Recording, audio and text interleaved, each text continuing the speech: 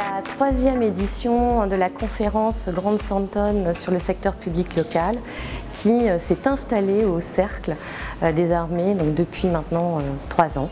Nous avons cette année choisi le thème du modèle disruptif et ce qui va réinventer le modèle économique du secteur public local. On a un panel d'experts aujourd'hui qui est très large et qui nous permet d'avoir une vision transversale du sujet, aussi bien universitaire, politique, administration, secteur privé, entreprise ou association du secteur social. Ce type d'initiative-là qui existe partout dans le pays, et moi je trouve que le message d'optimisme à avoir, c'est que toutes les solutions aux maux de la société française ont été réglées par les Français. Il faut juste qu'on réussisse, et c'est là où le numérique peut nous aider, à faire en sorte qu'on fasse tomber ces silos et qu'on fasse se propager toutes ces actions qui existent aujourd'hui. Le sujet aujourd'hui, c'est la protection des données, leur sécurisation et aussi un risque qui était très intéressant, qui est celui de la manipulation des données. C'est ça qui se joue dans cette révolution, c'est comment demain le citoyen est le véritable acteur parce qu'il a accès au réseau, aux données et aux décideurs. Le numérique est fondamental comme moyen de transformation de la vie quotidienne avec le citoyen. Donc on en est convaincu, on l'a vu d'ailleurs toute la journée. C'est qu'au-delà d'un modèle économique, le numérique est en train de réinterroger le modèle social.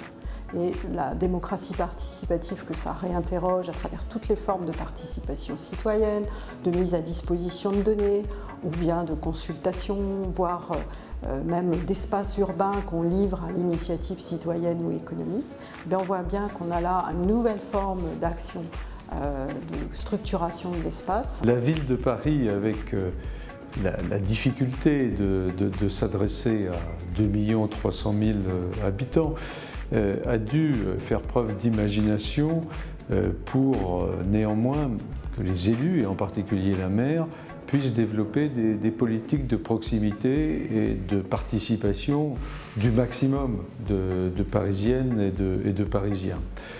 Et à cet égard, le numérique, évidemment, est un outil facilitateur pour la démocratie participative. Donc on est en train de travailler avec toute une série d'écosystèmes qui nous apportent énormément, qui nous enrichissent.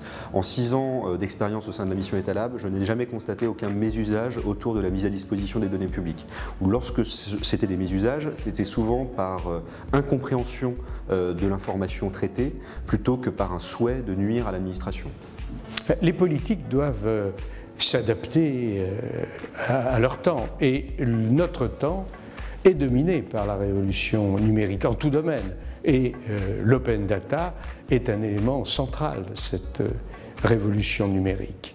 Ce qui se passe, ce qui se déroule dans cette révolution, se déroule à un rythme effréné, avec une croissance du nombre de données exponentielle. Et il faut que le politique prenne en compte cette situation qui a des vertus, la transparence, la connaissance de la part des citoyens de tout ce qui contribue à la décision politique. Ce n'est pas suffisant de mettre à disposition des données, il faut aussi cet effort de médiation. Et le maire, dans cette évolution, a un rôle aussi important à jouer de pédagogie, qu'il peut d'autant mieux jouer que, comme je le disais, les citoyens lui font encore confiance.